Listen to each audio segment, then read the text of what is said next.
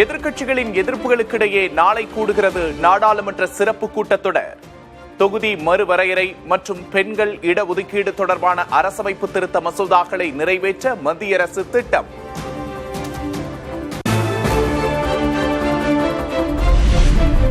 மகளிர் இடஒதுக்கீட்டை கொண்டு வருவதன் மூலம் இந்திய ஜனநாயகம் மேலும் துடிப்பானதாகவும் வலுவானதாகவும் மாறும்.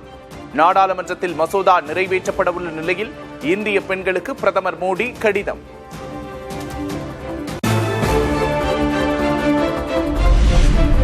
எதிர்க்கட்சி எம்பிக்களோடு காங்கிரஸ் தலைவர் மல்லிகார்ஜுன் கார்கே டெல்லியில் இன்று முக்கிய ஆலோசனை. தொகுதி மறுசீரமைப்பு விவகாரத்தில் கூட்டான நிலைப்பாட்டை எடுப்பது குறித்து பேச்சு.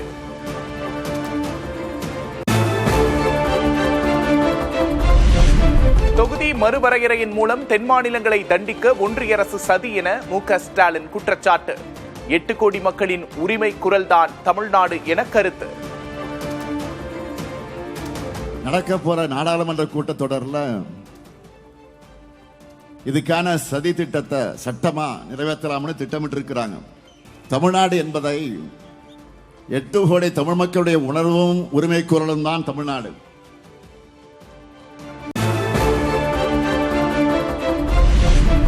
தொகுதி மறுவரையறைக்கு எதிராக ஒன்றிணைய வேண்டுமென முதல்வர் மு.க. ஸ்டாலினுக்கு தெலுங்கானா முதல்வர் கடிதம். டெல்லியில் நமது குரலை பாதுகாக்க வேண்டுமென ரேவந்த் ரெட்டி வலியுறுத்தல்.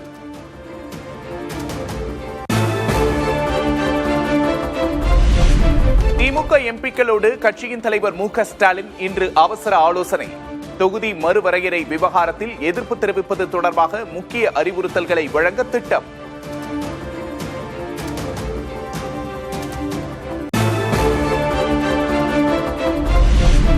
58 உயரும் என்று எதிர்பார்க்கப்பட்ட தமிழ்நாட்டின் மக்களவை பிரதிநிதித்துவம் 46 குறையும் ஆபத்து உள்ளதாக ப. சிதம்பரம் குற்றச்சாட்டு. மக்கள் தொகையை கட்டுப்படுத்திய தென் மாநிலங்களின் குரலை ஒடுக்க மத்திய பாஜக அரசு முயற்சி என்றும் சாடல்.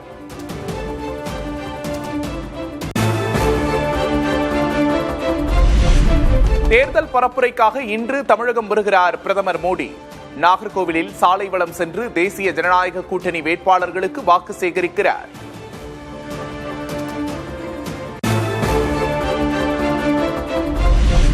நாகர்கோவிலில் பிரதமர் மோடியோடு இணைந்து அதிமுக பொதுச் செயலாளர் பழனிசாமி சாலை வலம் செல்ல உள்ளதாக தகவல். நயினார் நாகேந்திரன், அண்ணாமலை ஆகியோரும் பங்கேற்க ஏற்பாடு.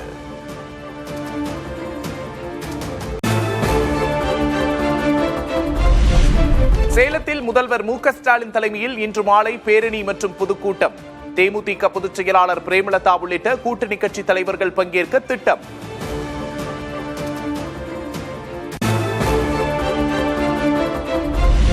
குடியுரிமை சட்டத்துக்கு எதிராக போராடிய என் மீது வழக்கு தொடுத்தார் பழனிசாமி.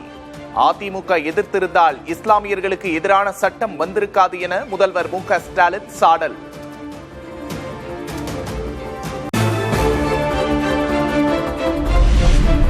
பாலக்கோட்டில் திமுக வேட்பாளர் செந்தில்குமாருக்கு ஆதரவு திரட்டிய முதல்வர் ஸ்டாலின். நடைபயிற்சியின் போது மக்களை சந்தித்து வாக்கு சேகரிப்பு.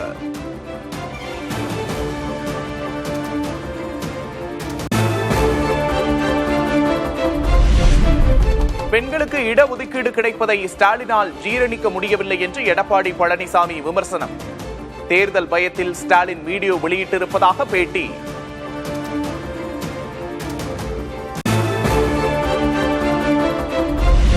தேனி மாவட்டம் ஆண்டிப்பட்டியில் எடப்பாடி கே. பழனிசாமி, டிடிவி தினகரன் ஒரே வேனில் பரப்புரை. எங்கிருந்தாலும் வாழ்க என பன்னீர்செல்வத்துக்கு வாழ்த்து கூறிய பழனிசாமி. யாருன்னு தெரியும், இந்த மண்ணிலே இருந்தவர் வேறு பக்கம் சென்று விட்டார். யாருன்னு தெரியுமில்ல? உண்மையிலேயே நான் அவரை பேசல, நம்ம விட்டு போயிட்டாரு. எங்க இருந்தாலும் வாழ்க.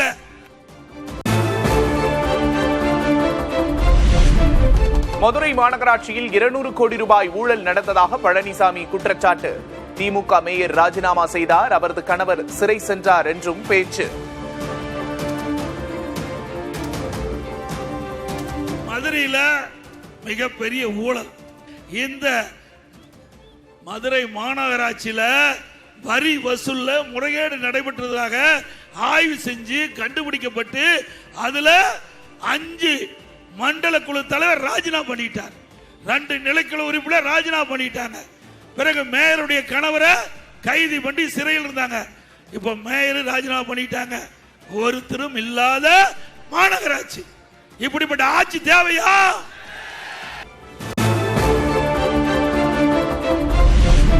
மக்களிடத்தில் மதத்தை வைத்து அரசியல் செய்ய நினைக்கும் பாஜகவின் முயற்சி தோல்வியில் முடியும்.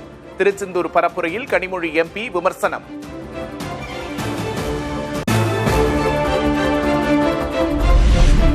மத்திய அரசு என்ன செய்தாலும் அதை எதிர்ப்பதே திமுகவின் வேலை. திமுகவின் எதிர்ப்பால் பாதிக்கப்படுவது தமிழக மக்கள்தான் என்று ஐஜேகே நிறுவனர் பாரிவேந்தர் விமர்சனம். மத்திய அரசு என்ன சொல்லுகிறார்களோ அதை எதிர்ப்பது, அதுதான் அரசியல். வேற ஒரு அரசியலும் கிடையாது.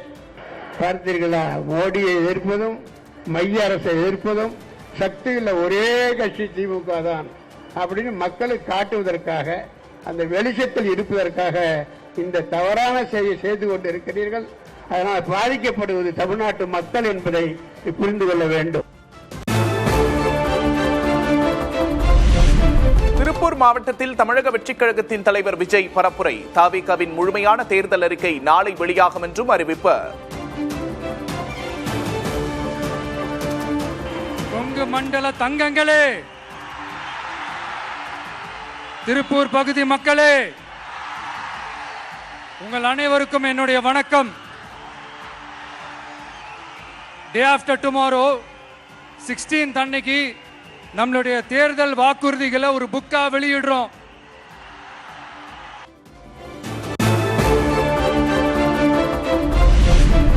திருப்பூர் சென்ற விஜயை காண கூடியிருந்த கூட்டத்தில் 7 பெண்கள் உட்பட 12 பேர் அடுத்தடுத்து மயக்கம். தவிக வேட்பாளர் சுகுமாரும் மயக்கமடைந்ததால் பரபரப்பு.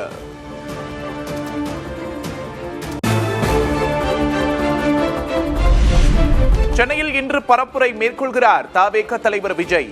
எழும்பூர், தியாகராய நகர், 1000 விளக்கு ஆகிய தொகுதிகளில் இன்று மாலை வாக்கு சேகரிப்பு.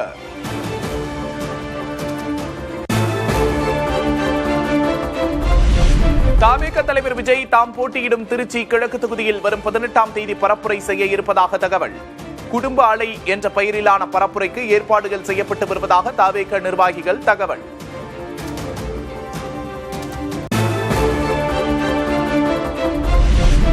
வேட்பாளர்களுக்கு ஆதரவாக வாக்கு சேகரிப்பில் குடும்ப உறுப்பினர்கள் தீவிரம்.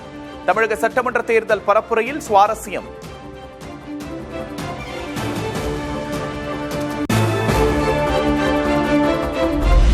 மெரினா கடற்கரைக்கு தமிழ் பெயரை சூட்ட வேண்டும் என மக்களுடன் புதிய தலைமுறையில் வலியுறுத்தல். கோரிக்கைகளை முன்வைத்துள்ள சேப்பாக்கம், திருவல்லிக்கேணி தொகுதி வாக்காளர்கள்.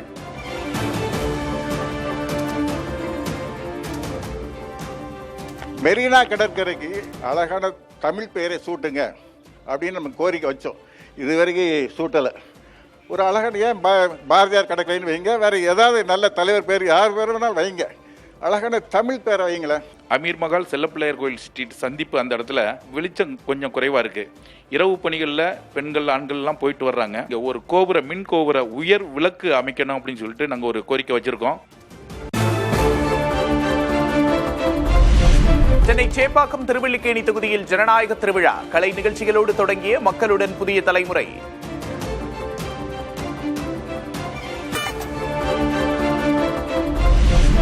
ஆண்டிப்பட்டி சுற்றுவட்டார பகுதிகளில் 2 மடங்கு உயர்ந்த எலும்பிச்சை பழம் விலை. கடந்த வாரம் 80 ரூபாய் வரை விற்கப்பட்ட 1 கிலோ எலும்பிச்சை விலை 180 ரூபாயாக அதிகரிப்பு.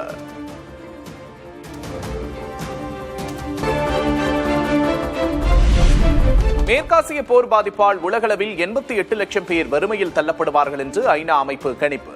இந்தியாவில் மட்டும் 25 லட்சம் பேர் ஏழ்மையின் பிடியில் சிக்குவார்கள் என்று அறிக்கை. உலகளவில் பெட்ரோலிய தட்டுப்பாட்டை தவிர்க்க பதுக்கல்கள், ஏற்றுமதி தடைகளை தவிர்க்க வேண்டும். நாடுகளுக்கு பன்னாட்டு நிதியம், உலக வங்கி, சர்வதேச எரிசக்தி முகமை வலியுறுத்தல்.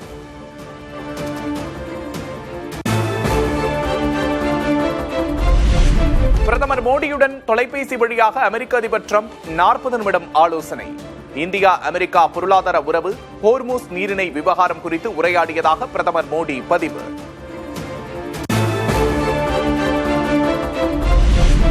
அமெரிக்கா ஈரான் இடையே 2ஆம் கட்ட அமைதி பேச்சுவார்த்தை ஓரிரு நாட்களில் தொடங்கும் என்று தகவல். ஹோர்மூஸ் நீரிணையை அமெரிக்கா மூடியுள்ள நிலையில் கூட்டத்தை நடத்த பாகிஸ்தான் அரசு தீவிரம்.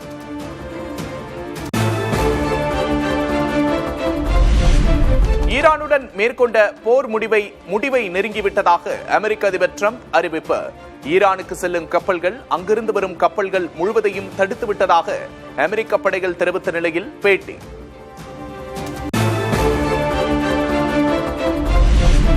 சர்வதேச சட்டங்களை நிலைநாட்டி உலகம் மீண்டும் காட்டாட்சி சூழலுக்கு திரும்புவது தடுக்கப்பட வேண்டும். ஐக்கிய அரபு அமீரக இளவரசரிடம் டிரம்ப் மறைமுகமாக சுட்டிக்காட்டி பேசிய சீன அதிபர் ஜி ஜின்பிங்.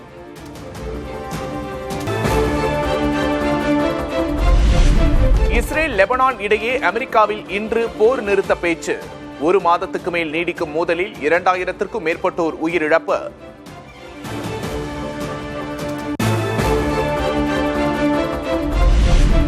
பீகார் முதல்வர் பதவியை ராஜினாமா செய்தார் நிதிஷ்குமார். புதிதாக அமையும் அரசுக்கு முழு ஆதரவை வழங்கப் போவதாக உறுதி.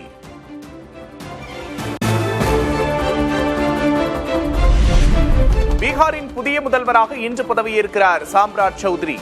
மாநில வரலாற்றில் முதல் முறையாக பாஜகவை சேர்ந்தவருக்கு முதல்வர் வாய்ப்பு.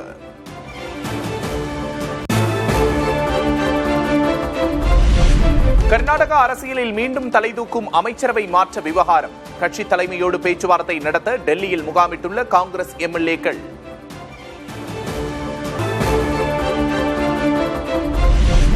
சத்தீஸ்கரில் தனியார் அனல் மின் நிலையத்தில் ஏற்பட்ட வெடிவிபத்தில் 13 பேர் உயிரிழந்த சோகம். பாய்லர் வெடித்த சம்பவத்தில் 20 பேர் காயங்களோடு மருத்துவமனையில் அனுமதி.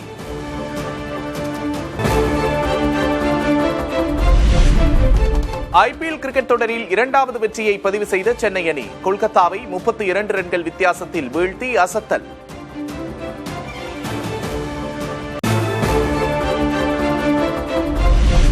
நெல்லை பாபநாசம் கோவிலில் தெப்பத் திருவிழா கோலாகலம். ஓம் நமச்சிவாய என கோஷம் எழுப்பி பக்தர்கள் தரிசனம்.